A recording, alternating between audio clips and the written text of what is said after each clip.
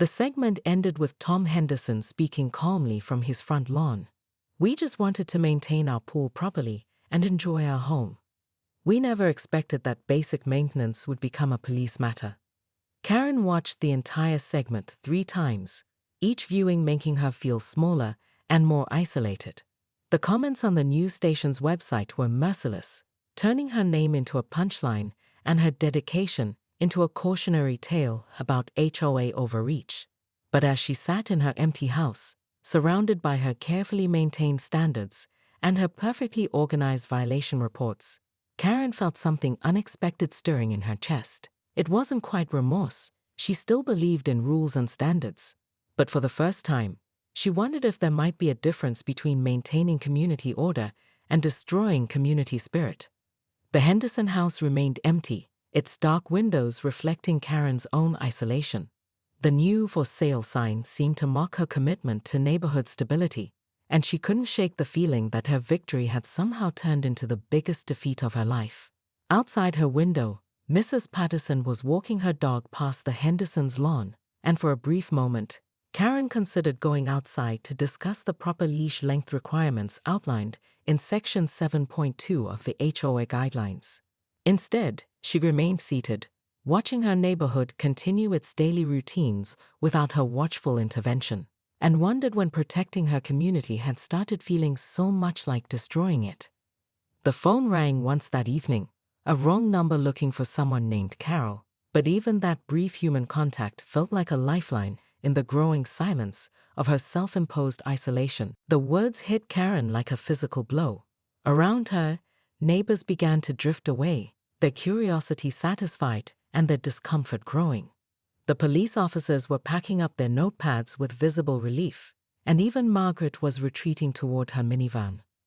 For the first time in months, Karen found herself standing alone on the Hendersons' driveway, surrounded by the debris of her righteous crusade. The empty pool stared back at her like an accusation, and for just a moment, she wondered if she had made a terrible mistake. 3 days after the pool incident, Karen sat in her pristine living room, staring at the Henderson house through her kitchen window.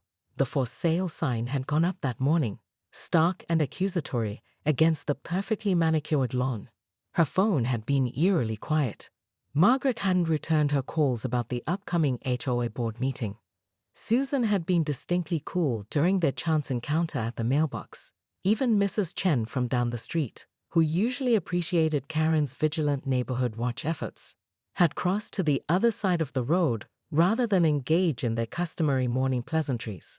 The local newspaper sat folded on her coffee table, its community section featuring a small but mortifying headline: "Local woman calls police over pool maintenance."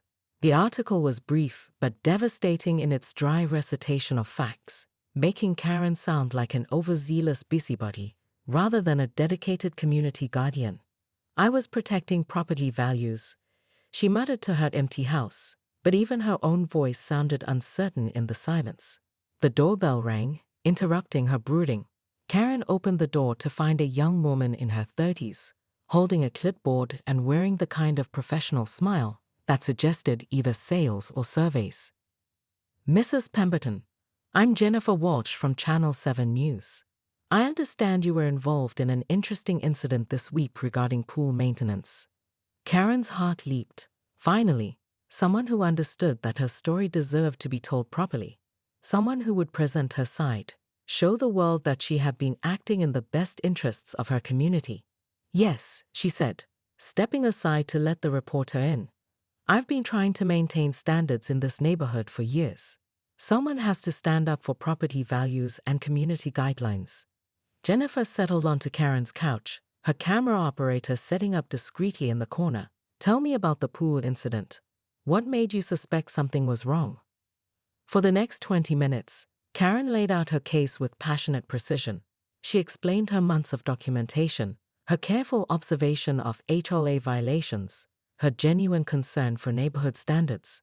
She spoke about property values and community responsibility, about the importance of rules and the danger of letting small infractions slide. Jennifer nodded sympathetically throughout, asking follow-up questions that allowed Karen to elaborate on her reasoning, her motivations, her deep commitment to community order. It wasn't until the segment aired 2 days later that Karen realized she had been set up. The piece was titled, "When HOA Enforcement Goes Too Far," and it painted Karen as exactly the kind of neighborhood busybody that made homeowners associations the subject of internet ridicule. Her passionate explanations were edited to highlight their most obsessive elements. Her concern for community standards came across as petty tyranny. Worst of all, the segment included interviews with other neighbors who spoke about feeling intimidated, surveilled, and harassed by Karen's overzealous enforcement efforts. I seen her taking pictures of our trash cans from her bedroom window. One neighbor confided to the camera, "She measures our grass with a ruler to make sure it's not too long." Another neighbor, someone Karen barely recognized from 3 streets over, described receiving threatening letters about wind chimes that violated noise ordinances. Karen Pemberton nearly choked on her morning coffee when she spotted the empty pool through her kitchen window. One moment, she was mentally cataloging her neighbor's lawn infractions. The next, she was staring at what could only be described as theft in broad daylight.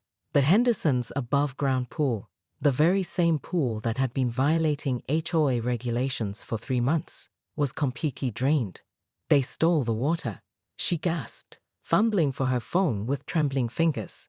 Never mind that it made no logical sense. Never mind that pools were routinely emptied for maintenance. In Karen's mind, 20,000 gallons of perfectly good water had been pilfered right under her nose, and she was going to make someone pay. 911. "What's your emergency?" "I need to report a theft in progress," Karen declared, pacing her pristine living room like a caged tiger. "My neighbors have stolen all the water from their pool. Every last drop." The dispatcher's confused pause only fueled Karen's indignation. Clearly, even emergency services didn't understand the gravity of water theft in a residential neighborhood. Within minutes, Karen had marshaled her forces. She speed-dialed Margaret from 2 streets over, then Susan from the corner house, painting a picture of aquatic larceny that would make Al Capone blush. By the time she hung up, half the Willowbrook Estates HOA board was convinced that the Hendersons were running some sort of underground water smuggling operation. "This ends today," Karen muttered, straightening her shoulders and checking her reflection in the hallway mirror. Her blonde highlights were perfectly coiffed, her lipstick impeccable. She looked like a woman ready for battle, and battle was exactly what she intended to deliver. The Henderson house sat mockingly quiet across the street, its empty pool glinting in the afternoon sun, like a concrete crater. Karen had spent weeks documenting every possible violation: the pool's proximity to the property line, the slightly off-white pool liner that didn't match HOA-approved colors, even the unauthorized pool noodles that had been left floating for more than the regulation 24-hour period. But this was different. This was personal.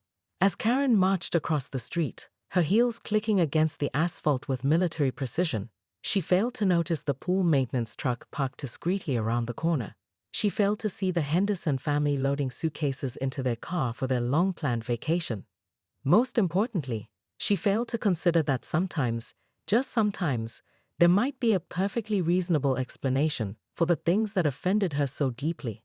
The doorbell's chime echoed through the Henderson house as Karen pressed it with the force of righteous fury, already composing the scathing speech she would deliver about property theft and neighborhood values. Tom Henderson opened the door looking harried, car keys jingling in his hand and a confused expression spreading across his face as he took in Karen's stern demeanor. "Karen? What's—" "Don't you Karen me, Tom Henderson," she interrupted, jabbing a perfectly manicured finger toward his backyard. "I know exactly what you've done, and I've already called the authorities. Water theft is a serious crime, and I won't stand by while you destroy the property values of our entire neighborhood." Tom blinked slowly, the way people do when they're not entirely sure they're awake. "Water theft? Karen, what are you talking about?" "Your pool." Karen's voice rose to a pitch that made nearby dogs perk up their ears. "It was full yesterday, and now it's empty. 20,000 gallons of water don't just disappear into thin air, Tom. Where did you take it? Are you selling it? Running some sort of black market water operation?" Behind Tom, his wife Sarah appeared in the doorway, looking equally bewildered. "We drained the pool for maintenance," she said slowly, as if speaking to someone who might not understand basic English. "The liner needs to be replaced before winter." Lies. Karen's eyes blazed with the fervor of someone who had found her calling. "I've been watching this house for months, documenting every violation, every infraction. You think you can just steal water and claim it's maintenance? I have photos, timestamps, detailed reports. You've been watching our house." Tom's confusion was rapidly transforming into something darker. "For months?" Karen waved dismissively. "It's called neighborhood vigilance, Tom. Someone has to maintain standards around here. And those standards don't include water theft and property destruction." The sound of approaching sirens made all three of them turn toward the street.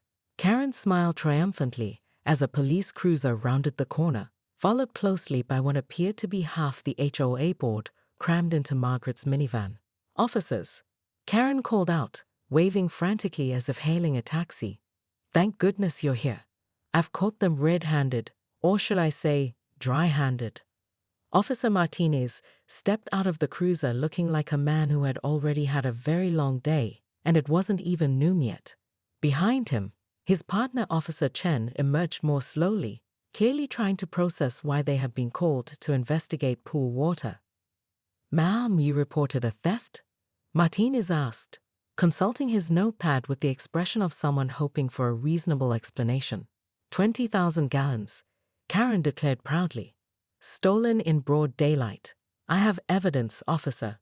Photographic documentation of the crime in progress." Tom Henderson stepped forward, his patience clearly wearing thin. "Officers, we drained our own pool for maintenance. We've lived here for 8 years. It's our pool on our property, and we can do whatever we want with our own water. Not according to HOA regulations." Margaret shouted from across the lawn, having extracted herself from the minivan with military efficiency. Unauthorized pool modifications require board approval. The scene was rapidly spiraling into chaos as more neighbors emerged from their houses, drawn by the unusual midday excitement of police cars and raised voices. Karen found herself at the center of it all, exactly where she belonged, the righteous defender of neighborhood order, fighting the good fight against aquatic anarchists. Officer Martinez rubbed his temples as if fighting off a migraine. In 15 years of police work, he had dealt with drug dealers, armed robbers, and domestic disputes, but nothing had prepared him for Karen Pemberton's crusade against pool maintenance. "Let me get this straight," he said, looking between Karen and the Hendersons. "You called 911 because your neighbors emptied their own pool." "It's not that simple," Karen insisted, pulling out her phone with the dramatic flair of a prosecutor presenting evidence. "I have documented proof of suspicious activity. Look, yesterday at 3:47 p.m., the pool was full. Today at 8:23 a.m., completely empty. That's criminal-level efficiency, officer." Tom Henderson threw his hands up in exasperation. "We hired AquaClear Pool Services yesterday evening. They pumped the water into the storm drain system, completely legally. I can show you the receipt, the permits. Storm drains." Karen's eyes widened as if Tom had just confessed to murder. "You contaminated our municipal water system with your pool chemicals. This is bigger than I thought. Officer, I demand you arrest them for environmental terrorism." Officer Chen, who had been quietly observing the growing crowd of neighbors, finally spoke up. "Ma'am, pool water is regularly drained into storm systems. It's standard practice as long as the chlorine levels are within acceptable limits." Karen's world tilted slightly on its axis. For 3 months, she had built her case against the Henderson pool with the meticulous dedication of a detective. She had measured distances to property lines, researched HOA bylaws, and documented every perceived infraction with scientific precision. The idea that emptying a pool might be completely normal had never entered her calculations. But Karen Pemberton didn't become the most feared HOA enforcer in Willowbrook Estates by accepting defeat gracefully. Even if the water drainage was legal, she continued, her voice taking on the tone of someone grasping for moral high ground. The pool itself has been in violation of Section 4.3 of the HOA covenant for months. The liner color is clearly off-white, not the approved bright white specified in our guidelines.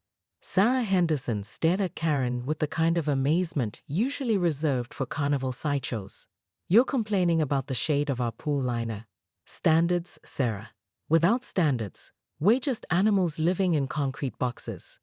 The crowd of neighbors had grown larger, and Karen began to notice something unsettling in their expressions.